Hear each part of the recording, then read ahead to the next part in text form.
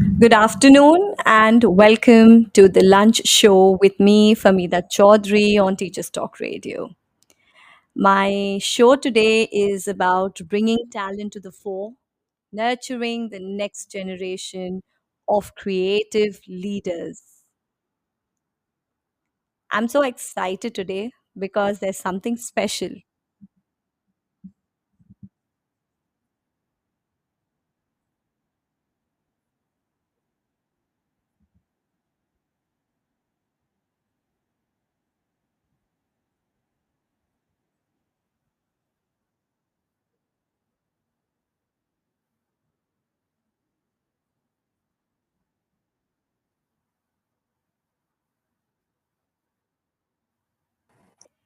Welcome, dear listeners, and we are starting for the episode, the lunch show today, and it's been a hectic round the like an end of year now happening for us here. So, but to begin with, yes, I just informed you about what our topic is today: bringing talent to the fore, nurturing next generation of creative leaders. Today, we are diving into something very close to my heart: how we can nurture and empower young talent to thrive both in and beyond the classroom. We often talk about academics, but what about giftedness, the creativity, and the leadership potential many students hold within them? So, joining me today is an inspiring young trailblazer, Jovita Bomik. Jovita is a young singer, songwriter, and student leader whose achievements are nothing short of remarkable. With a distinction in theater and music from Trinity, she's performed at, she's performed in New York and earned three world titles: the World Championship of Performing Arts in 2022. She's also the director of Protect Your Mom International, leading breast cancer awareness campaigns that have earned her the Diana Award 2022 and the Sharjah Education Excellence Award 2021. In November 2024, Jovita debuted her single Loveless, and through her, that's a song, and through the platform, she's empowers young artists and pushes to creative boundaries. So, Jovita, welcome to the show. Are you there, Jovita? I can't hear you. Okay, Jovita, you're connected, but we can't hear you. If you can just speak up, I'll just look at what's happening. Yes, I think you're in, Jovita. Yeah. Yes, can you hear me now? Yes, absolutely. We can hear you now. Oh Welcome my to the show. god. Hi, thank you Yes. so much. Sorry, just a bit of audio problems there. Yeah, that's fine. We do have a little bit of technical glitches all the time, but that's okay. So, welcome, Jovita. I just introduced you. You've been doing so much, and I'm so excited. I said there's something special happening in my show. Is first time I have invited a student to my show because I've been dealing with educators, principals, and people round from the field of education. And of course, students play an integral part of this. And yes, I have Jovita on my show. How are you, Jovita? I'm good. How are you doing, Miss Famida? Great, great. And how it has been, I'm sure you also have had a very busy schedule because I know you've not, you are so tied up with doing theater, drama, and singing and studying and leading your school as in a leadership role as well. So, Jovita, your journey is so inspiring. I just look at it like you're so young and you're doing so much. So, if you could just let us know, like, how did all of this literally start? Yes, of course. So, from a young age, I've always had a deep passion for like multiple things, like you mentioned, music, writing, advocacy. And I think I've never had just one defining moment. I've grown up in a very creative environment, and music and theater has always been around me in some way, influenced my life. And leadership has been an integral part of my journey early on, as I've been able to create my own opportunities rather than waiting for them to fall into my lap, I'd say. And that kind of shaped who I am today and helped me create this unique pathway that has been able to define who I am as an individual. Um, since I started in these industries at a very young age, especially during my formative years, Mm-hmm. I've been able to network and be connected with so many amazing individuals because every single person you meet teaches you something, like no matter what their age is. I've met 5-year-olds who've taught me how acting can impact your persona, Mm-hmm. and I've met teachers and other experts in the industry who I've shared the table with, and they've taught me about their wisdom and how experience also shapes you as a person. So I think it's all because of the rich history I've had and the opportunities that I've been able to make for myself that have been able to shape my journey so far. That's so wonderful to begin the show with, Jovita, that you're literally telling us that you whoever you've been meeting, but the thing that is unique within you is the learning aspect. So the different age groups that you've met, the best thing is that you've made sure that you've taken the best, or you've learned in all the interactions that you've had. So and so clearly you have mentioned, like, it whether it was an acting skill or whether it was something to do with a day-to-day skill, for that matter, isn't it? So I'm so glad that we've started on with this. That's something every student, or I think every human being, must do. When you meet people around, when you network around, you might have good and bad, or whatever, pros and cons of meeting people, but the thing is that how you take it and what you take from them. So that's such a good thought to begin with. And as I said, something that I have really, when I have seen your journey, because I have also read and seen about you, but something to really want to ask is, Jovita, one is that you had a passion, I know, but like, were you, when I say something like gifted, were you like gifted with the voice, or was it the training, or was it the consistent effort from your end? Of course it will be there, but just wanted to know, like, of course when you were born you did not start singing. But yeah, in the long run, how all of it, how would you lay a percentage, I mean to say, was it there in it, or it has been over time, it has improved, it has uh, eh, of course you've like followed your passion, how? So if you could just tell your story, and something we can connect to. Of course. I mean, I think the way you grow up really shapes who you are. So it is a lot of nurture, but then there is an aspect of nature in the sense that is this something that you innately like? So I wouldn't say that I was born with talent because, first of all, that would sound boastful. And second of all, I don't think anyone really is. You're born with liking, you're born with a passion for certain things. And you have the opportunity to build that passion and learn from people who have already built on that passion and kind of soak in everything you're seeing around you. So when I was younger, since you mentioned music, my dad used to sing Bengali songs in the car, Mhm. and that helped me stay connected to my roots. Um, Mhm. and my grandfather was in theater, so doing theater felt like I was carrying something forward, even though I never really got to see him perform. Ah. So a lot of your family values come into what you end up doing in your life. But more than that, like you mentioned, it's about discipline, it's about hard work. And I've heard a lot of people say it's also about motivation. But in my opinion, motivation comes and goes, Mhm. but structure and discipline really keeps everything together.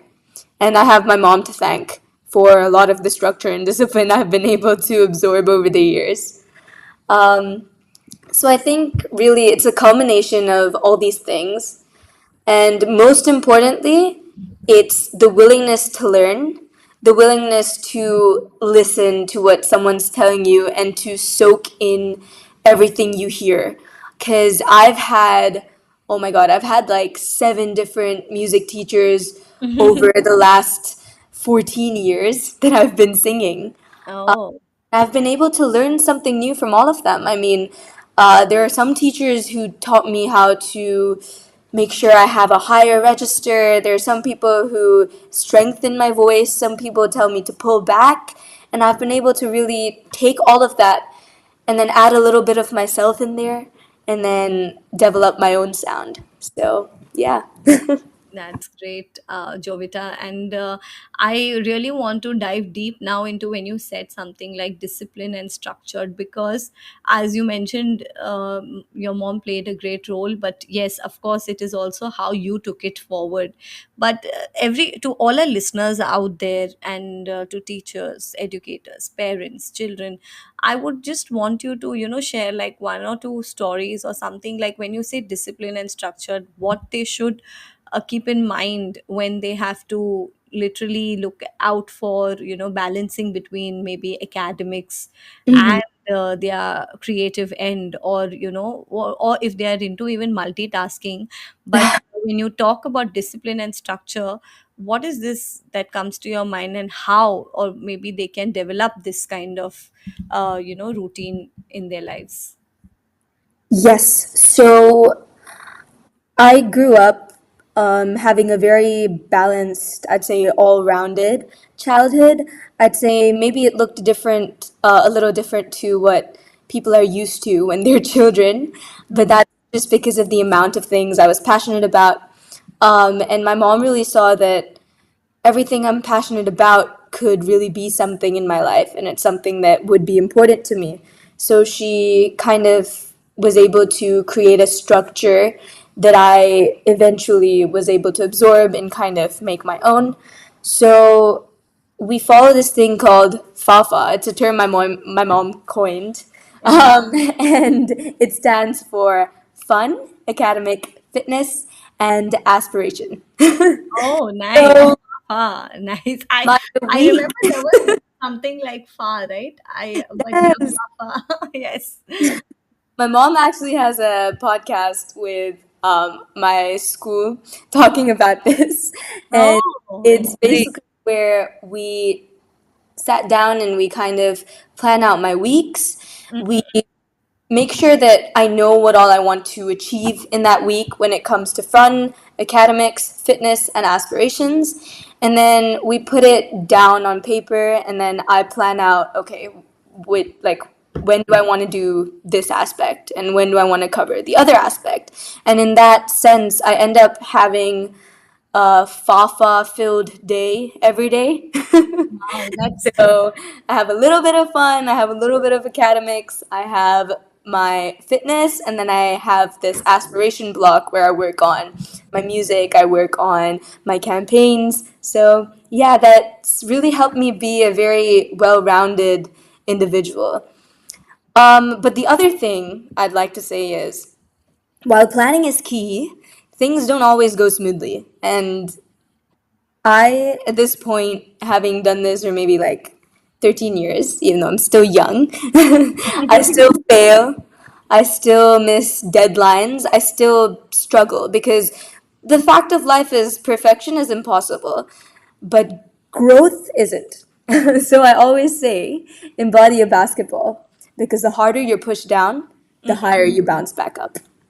that's like Jovita. I know this is like exclusive Jovita talking, and I know that you have it will only come through experience, as you clearly pointed out. 13 years, but you're still young because you started at a very young age, and you've been focusing so well on all what you want to do. Like whether it's your passion or whether it's academics. I've always seen you or I've always watched about you also that you've been, as you mentioned about the basketball example.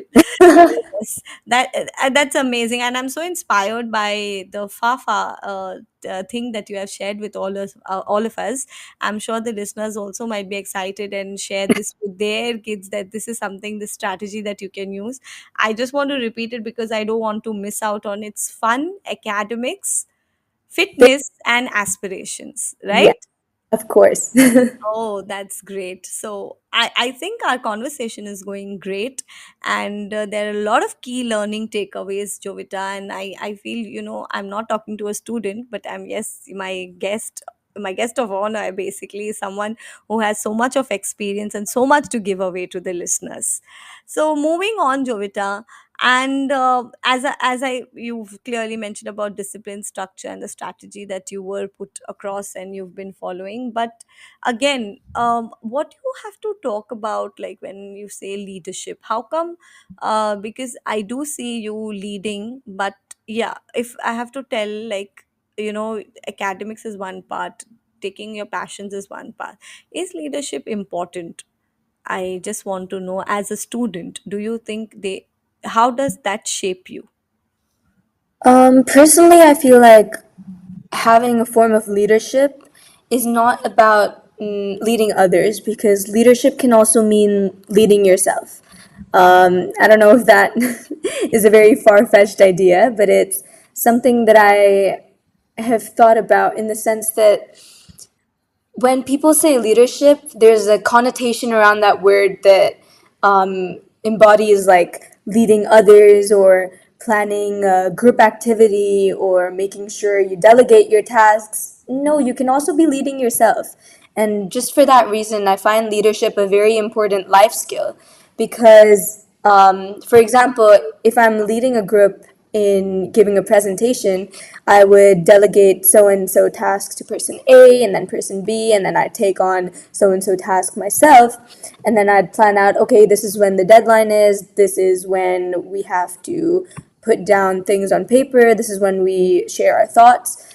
But at the same time, if you're leading yourself, you say, okay, here's the deadline. These are the days that I'm going to sit down and work on this project, and Mhm. this is the date by which I want a finished outcome for myself. So, leadership plays a part in your life regardless of what you're Maybe you doing. have a And group, or yes, you don't need to have followers, or you don't need to have a kind of a team, basically you're trying to say, right? It is also within leading yourself. yes, and that's why I find leadership to be a very important life skill, just for not just people my age, but anyone really to have, because it helps you keep yourself responsible for your actions. Absolutely. That's another beautiful takeaway for all of us. So I think it is such great thoughts, that you're coming up with, Jovita, and it's so connecting to not only the students of your age, but to every human out there listening to us. So even if you lead yourself, how leadership as a skill can develop things within you is something so, so true. So, Jovita, we're going to just take a quick break and ad break, and we'll be back with our conversation.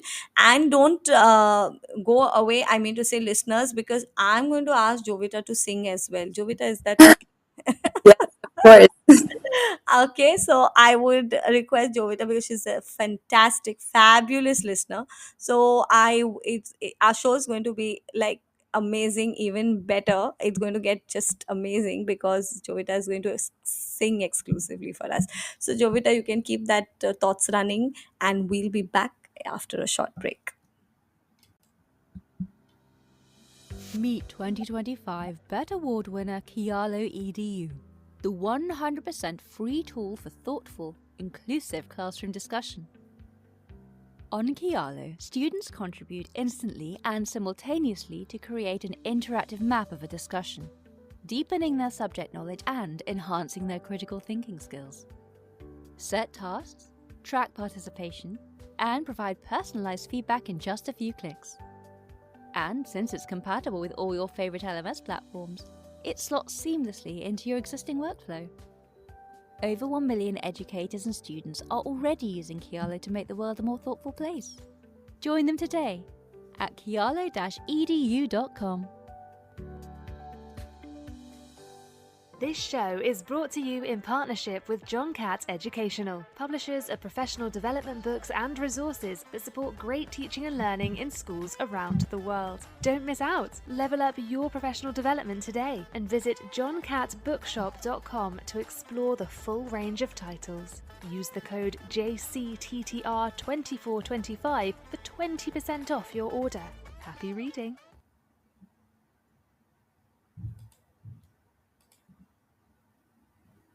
Welcome back on our show. And this is the lunch show with Famida Choudhary, and I'm here with the incredibly talented Jovita Bomik, singer, songwriter, student leader, powerhouse of inspiration. Before the break, we had such an insightful conversation on balancing academics, passions, and leadership.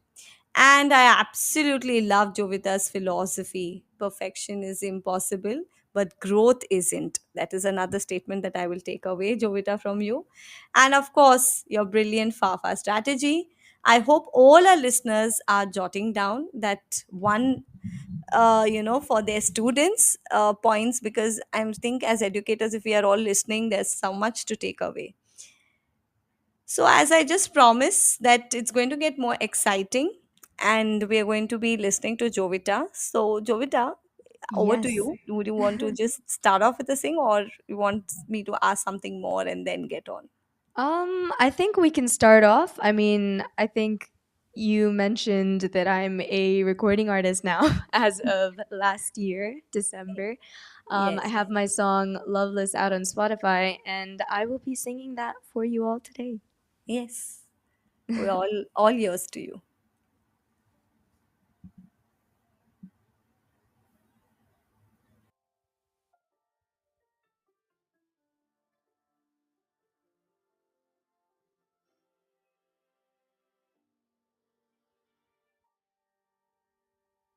You kept me in this cage, told me I'm the one you loved, took a dagger to my heart, tried to hide your bloody glove, but I promised I'd withstand anything you my way. If you told me to push, I'd shove. If it stayed that way, pieces, my heart is in pieces all over the floor. Can I get a locksmith? My keys to your heart just don't work anymore. You left me loveless, drowning in this ocean of my loneliness. Too tired to call out for help. My words don't get through to you. You left me loveless.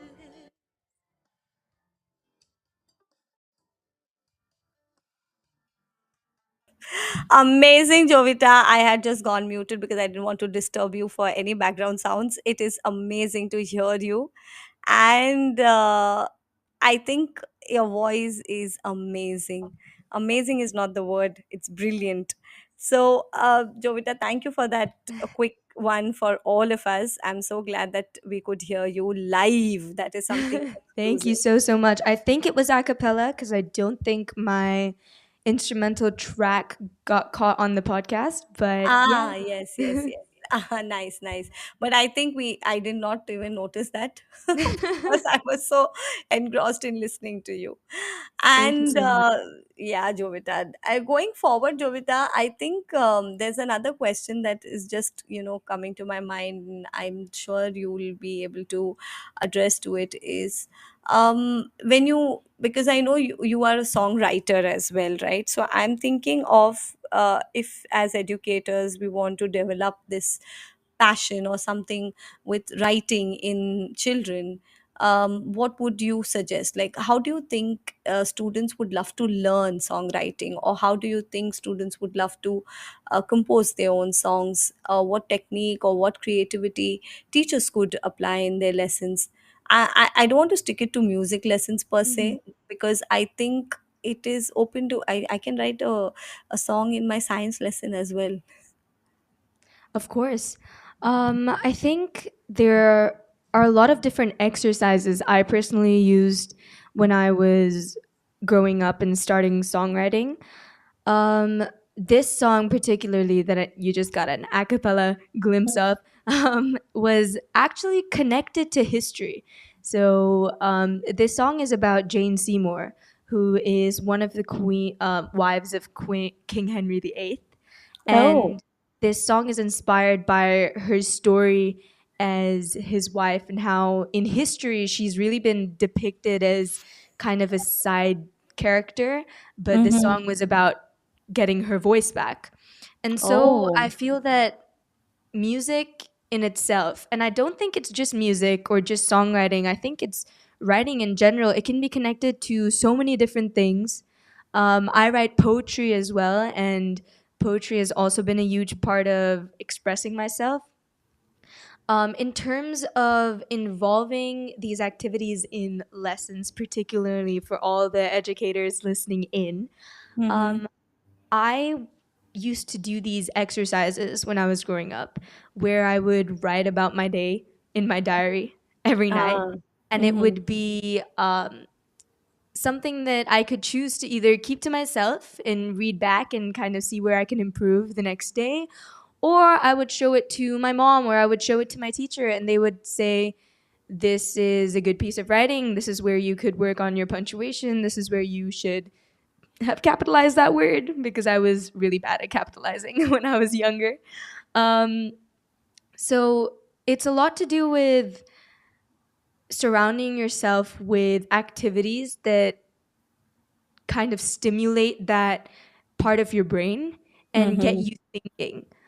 So if you were to assign a task to a student, for example, they Mm-hmm. probably wouldn't do it unless they think that it's interesting.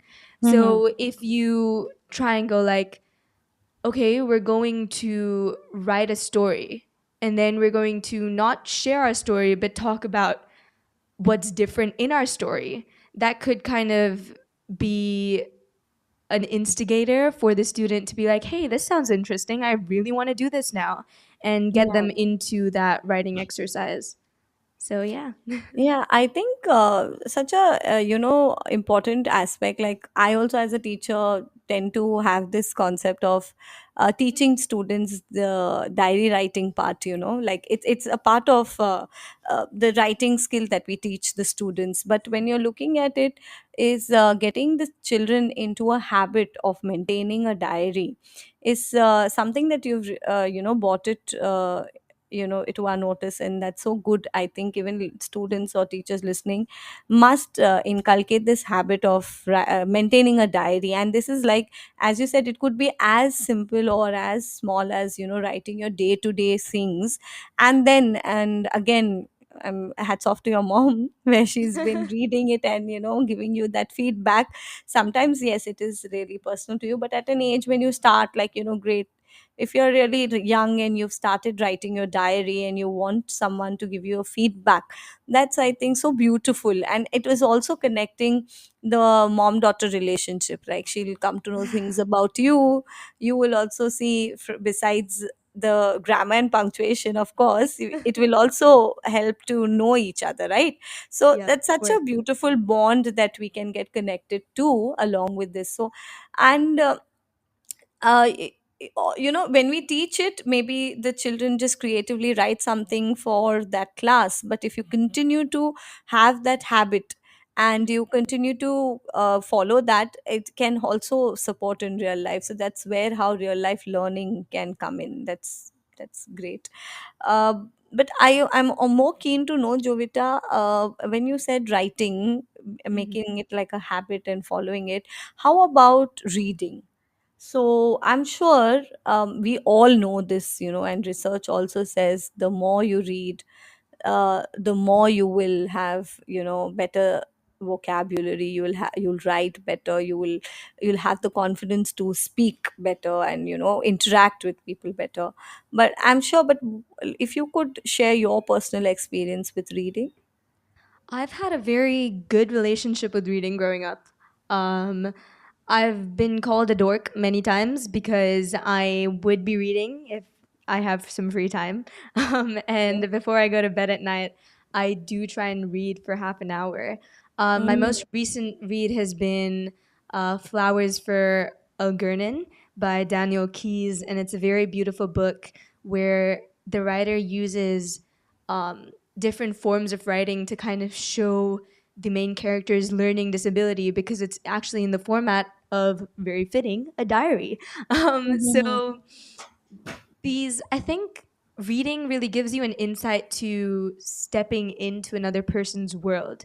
And that's what I find really interesting. And I feel like because of that background in reading, I've been able to step into different feelings and kind of understand other people's point of views because it kind of instigates that learning bone in your body where you're putting yourself in the main character's shoes and saying, okay, so when this is happening, that person is feeling like this. So it kind of makes you more apparent and more like opens your eyes to how other people think in the world. And I think that's very beautiful. Yeah, I do agree with you. I think as educators, sometimes we, don't get into like reading for pleasure. Frankly Mm-mm. speaking, it might be more of academic and something structured. But True. yes, and on the other hand, where you said learning from life experiences, learning from people, this will come when reading is reading for entertainment or reading for pleasure, Yes. reading as a habit.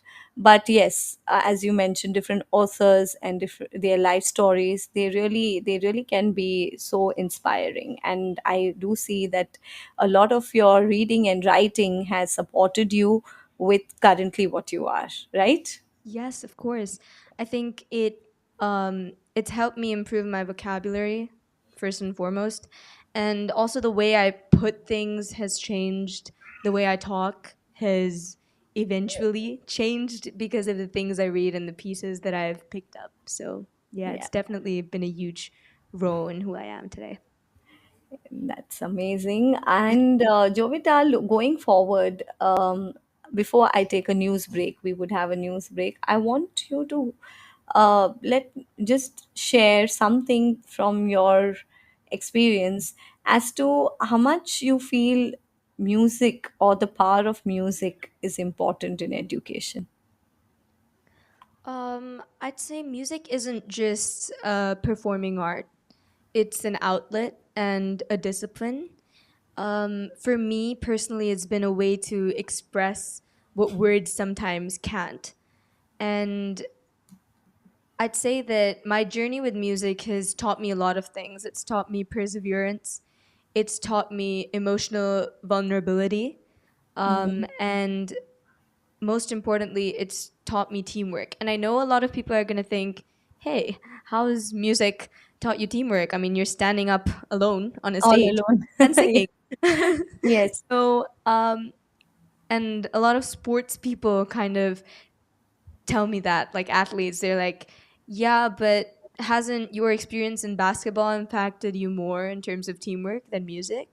And in many ways, yeah, sure, it has.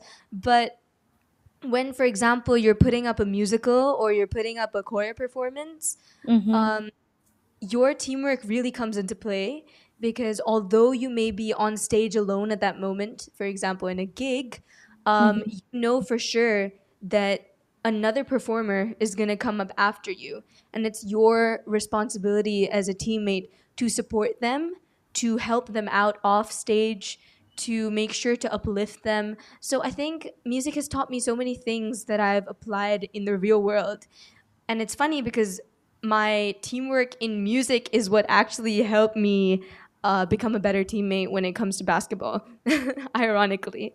So, yeah. I also run Cadence Collective, which is this vocal stage performance club for years 7 to year 9.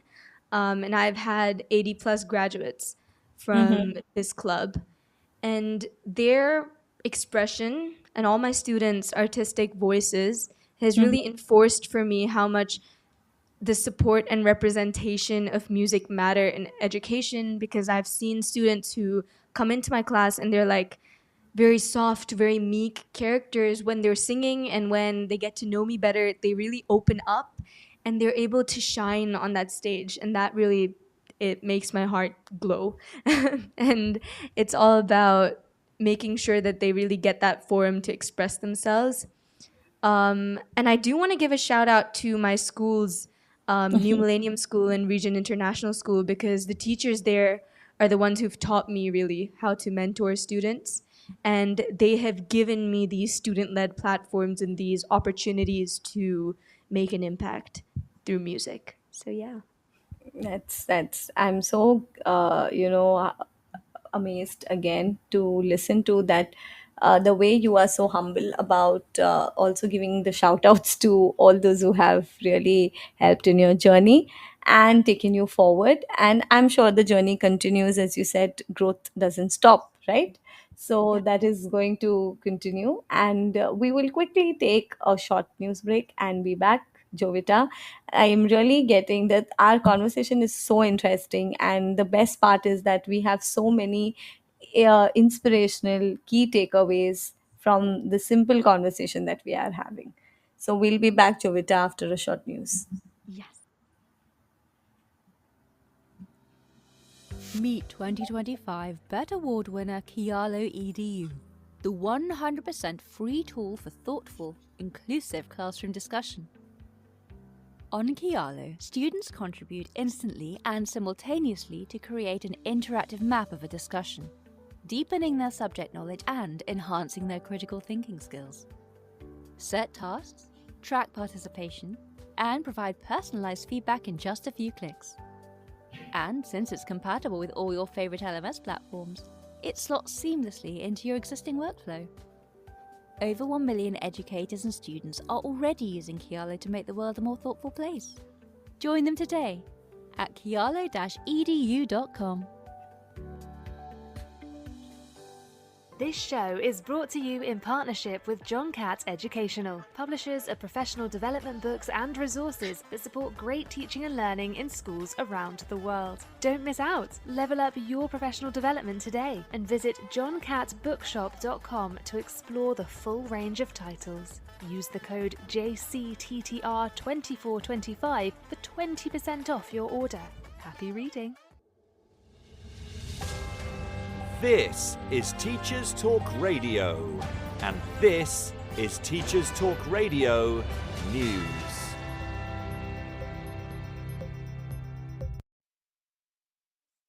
Website covers comments by Ofsted Chief Inspector Sir Martin Oliver as he accused the most vocal critics of the proposed reforms to inspection. He said proposed report cards for schools are not and never were going to bring about the end of grading. In a speech to the Association of School and College Leaders annual conference in Liverpool, Sir Martin said giving parents and families the information they need in a clear and accessible way was a must-have. Head teachers in the audience at the conference laughed when Sir Martin said he did not want them to be doing anything for Ofsted.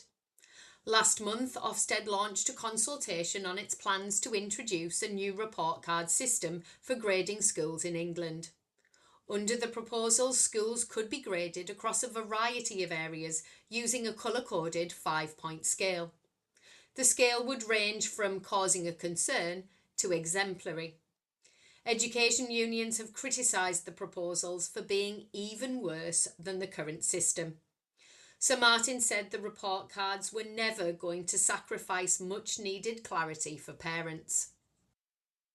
He also said that anyone who thought that report cards were going to end assessment was mistaken, and they weren't paying close enough attention to what parents want, politicians promised, and what children deserve. Ofsted has faced increased criticism since the death of head teacher Ruth Perry. The government announced last year that headline Ofsted grades for overall effectiveness would be scrapped. In response, the president of ASCL, a serving head teacher, said the new report card system felt like a kick in the teeth. Education Secretary Bridget Phillipson also told the conference that she knew the proposed changes were challenging and that they sparked debate, but that it was an important national conversation. She went on to say that Ofsted were putting out genuine consultations on the changes.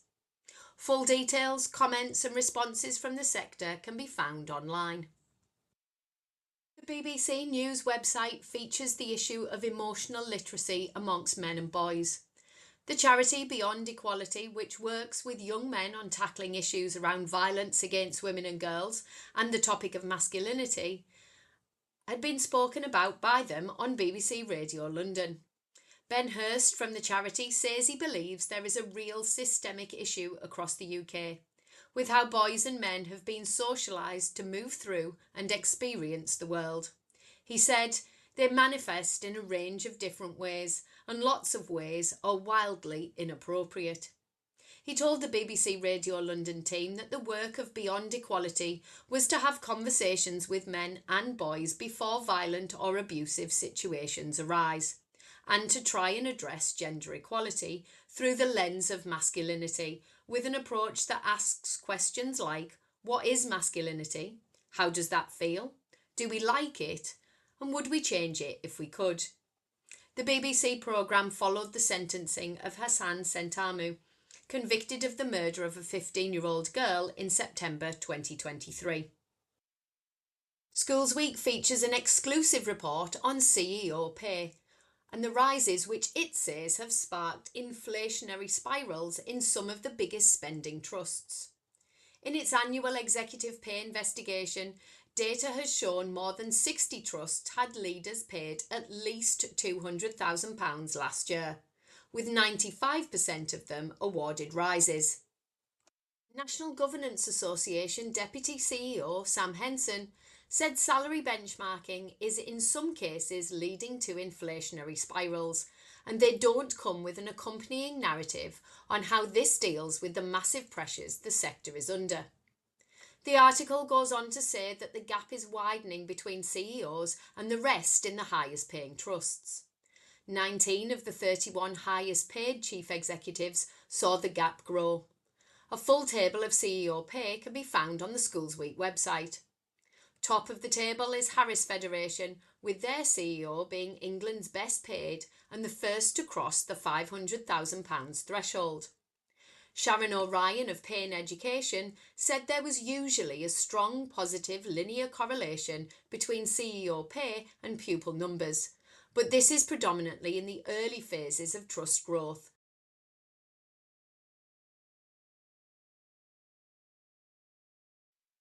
And that it flattens to a maximum salary for the job regardless of size. 22% of the highest earners are women, similar to last year's 23%. But a Confederation of Schools Trust Pay survey found women CEOs earn about £8,600 less than men, although the gap did narrow slightly. Full details of all the facts and figures, including some details of falling salaries, can be found on the Schools Week website.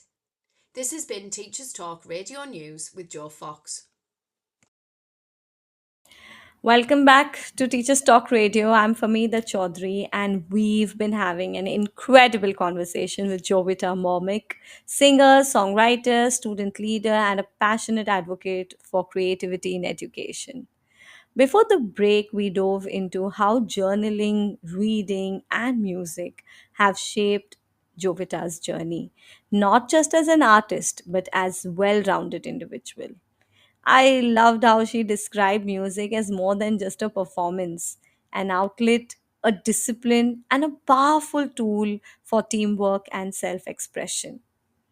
And now we are going to explore even deeper how the power of music and creative expression can transform classrooms, build empathy, and instill lifelong skills in students. Jovita, welcome back. And you mentioned before that music has taught you teamwork and emotional resilience. So, could you just tell us a bit more how educators can use music or the arts in general as a tool of for personal growth in the classroom? Of course. I think not every student is going to step forward and say, I want to do this. Sometimes talent and passion needs to be noticed. So, creating a space where students feel safe to take creative risks is definitely essential. Having a space where students feel that it's okay to be vulnerable and share their thoughts can really help with their creativity because oftentimes creativity is vulnerability in itself. Mm-hmm. Giving students, I think, real responsibility when it comes to tasks teaches them how to not only stay accountable for their actions, but also have confidence, have problem solving skills, and also develop the leadership aspect you were talking about earlier on, Mm-hmm. and orchestrating these situations where these students can showcase their creativity, can really have talent emerge when you least expect it. So I think a big part of instilling not just passion for music, but also just passion for anything in general is encouraging youngsters to take part in various different competitions. I personally started off in a very Young age. I started off in school based competitions, as you would know, Miss. Yes. Um, uh, we did this school based X Factor where I had the opportunity to work with my music teachers one on one and kind of see where I can improve. I then went forward to a choir based competition called KGS, where I was the soloist representing our school and I did not like bring back a trophy. And that kind of showed me resilience because I went back 2 years later with a better piece representing NMS once again, and I Mm-hmm. was able to bring back the first place trophy. I think Oh. moments like these kind of they teach us as students and as developing individuals how life doesn't always go your way and how you have to take it by the reins and kind of operate it, do some work on not just yourself but the way things are looking for you in order to really reach that goal that you've set for yourself. Another example would be the Young Talent Music Competition here in UAE. Mm-hmm. I've been a part of this competition I think since 2019, where I Oh. placed second, and then I placed third in 2021 during the pandemic.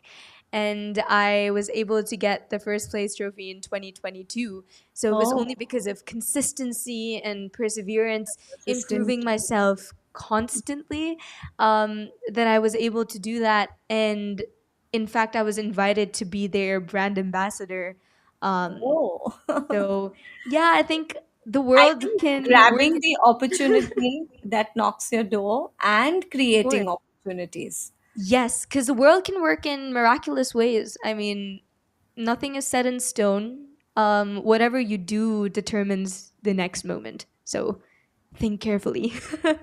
I think that's so important. One is as educators, you teach. Yeah, you have to look at the curriculum, you have to look at the expectations, you have to look at many more things around. But one is that as you mentioned, providing the opportunities, giving them ample opportunities to Yeah. explore and go ahead, and the consistency will be there only if that I would say conscious and close follow up and monitoring. Yes. I Yes. know of the children that are under my care, Mm-hmm. and they have had, as you said, no, not giving up. Basically, if you Yeah. have gone for a competition, you made it a point to make sure you are there in the next, and you are trying to batch that first place, and to get it better. Basically, maybe again competitions do encourage, motivate, but at the same time, if you don't have that consistent behavior or that passion to really get to the top, it's not going to work out, I guess. Yes, and I think So also about having faith in circumstances, kind of understanding that the place where you're at right now, you're there for a reason. It's a lot to do with believing in the power of God and making sure you have a relationship with that higher power. So, Yeah. It's absolutely so true. That's another, everything said and done. It's so important to have that connection with the Supreme and with the Supreme Lord, basically. And, that's something that will come. Maybe it would be a part of the culture that we are in. But yes, if you have that, at the end of the day, it is going to boost your morale. Yes, of course.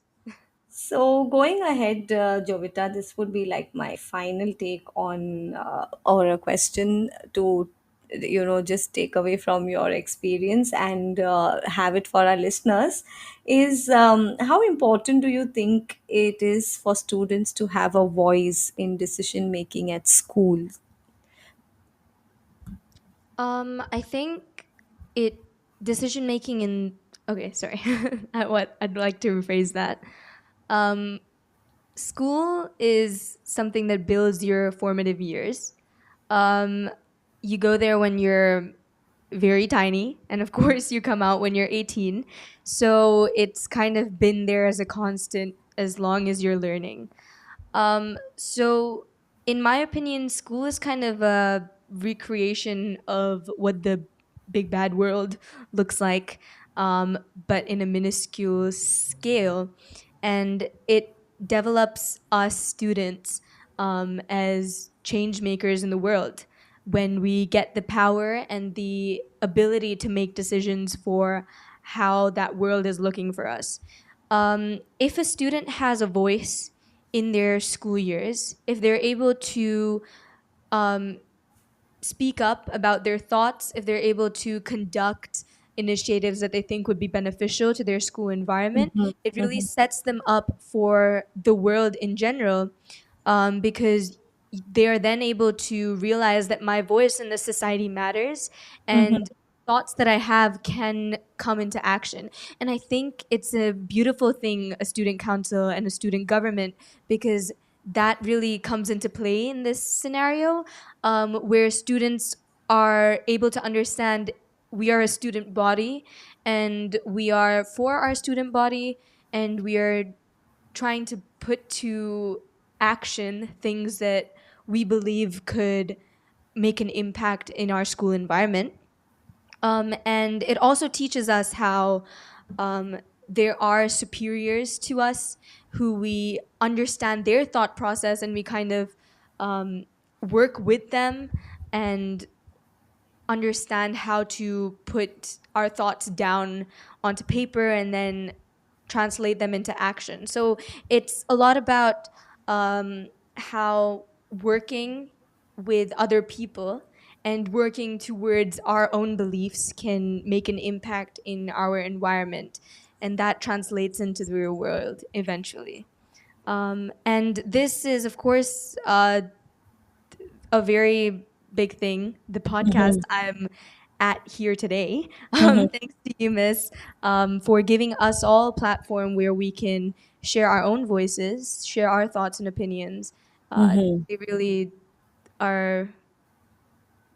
I think this too is a platform that we. These are the different opportunities as educators that we must look into, Yes, of course. and provide our students with it, so that of course it's going to have a lasting impact. It's going to work well. It's going to support and help in future for sure. I think, and with that, we come to the end of what has been an incredibly inspiring conversation with you, Jovita. From embracing vulnerability to showing us how perseverance, creativity, and leadership shape not only the artist but the individual. Jovita, you've shared wisdom far beyond your years. For all the educators, parents, students listening in, today is a big takeaway in this. Supporting young voices, giving them safe spaces to lead, create, and express can unlock potential we've never imagined.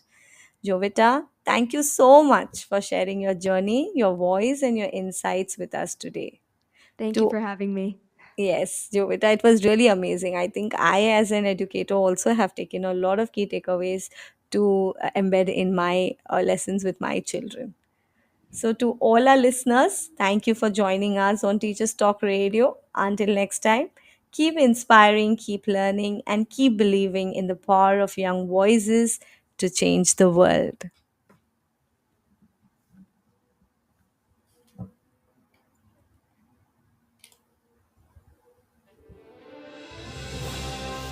You've been listening to Teachers Talk Radio. Tune in live and listen back at ttradio.org. We look forward to hearing from you next time on Teachers Talk Radio.